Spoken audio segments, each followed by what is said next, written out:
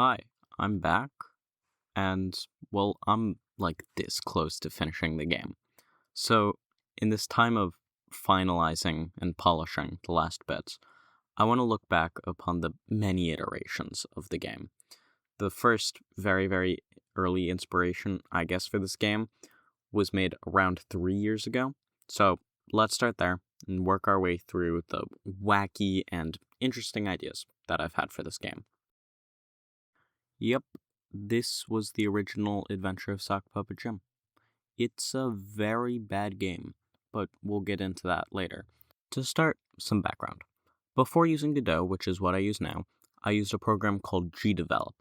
GDevelop was fine, and if you don't know how to code but still want a strong, capable engine, at least in 2023 it was great for that.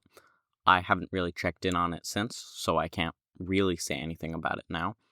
I also used a program called Tiled along with Piskel to make the tile map, and as far as I can tell, this was my first game ever to use a tile map, like, at all. Now, this game was a prototype that was thrown out because it was not good.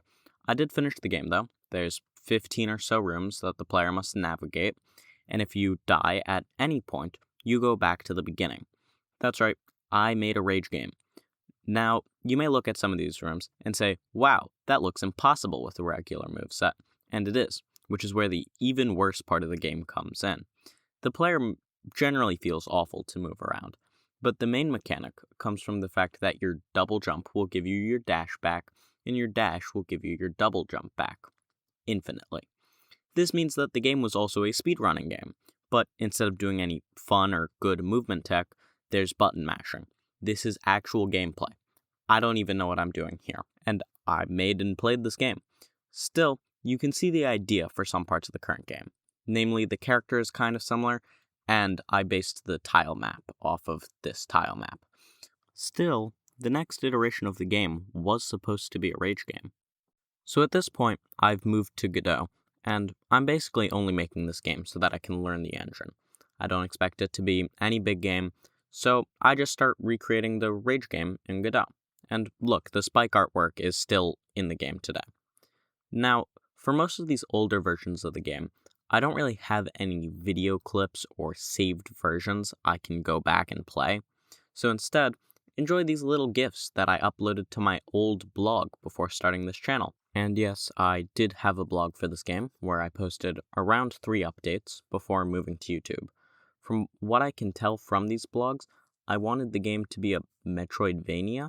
One thing that I found interesting, and one thing that would be in the game up until very recently when I realized I had left it in there, was a weird movement quirk.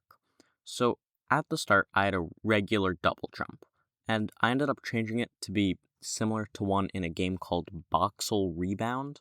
Basically, you get one jump wherever you are, and it resets when you touch the ground. I don't really have too much to say about this because there's not a ton different about it. I'll just say that I apparently spent over 2 weeks making a spike, so cool, I guess. The next version of the game is around the point when I started this YouTube channel. It's the maze game. Yes, I originally wanted this game to be a rage/maze game. Now, if you want, you can go back through and look at my old devlogs, but generally, the main thing that you need to take away is that if I went with the maze game idea, the game would probably have been very bad. Other than that, I wanted the game to be voice acted with a narrator that I think was supposed to be like GLaDOS.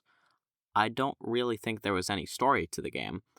I did make another devlog about why I changed it from being a maze game, but I will again sum it up here.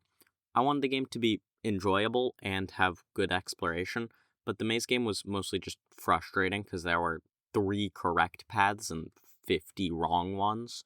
So I ended up just scrapping that idea, and I made a regular world. From then to today, the world and mechanics have remained basically the same. As I said, I ended up removing that weird jump mechanic. Other changes, I believe, just had to do with the general world design of the game, which parts go where and whatnot. Other than that, I've just been adding characters and objectives, and now I've finished all the characters and all the quests and all the buildings. All I have to do now is just make the UI, the music, and I finished the save system too. At least at the time of writing the script, I'm just waiting for Steam to approve my game, and then the Steam page will be up. When the Steam page goes live, I'm gonna release a trailer for the game, so subscribe to get notified when that goes up. I really hope you enjoyed this video, and if you did, please like and share and comment and whatever helps the YouTube, and wishlist my game when it's on Steam. Thanks.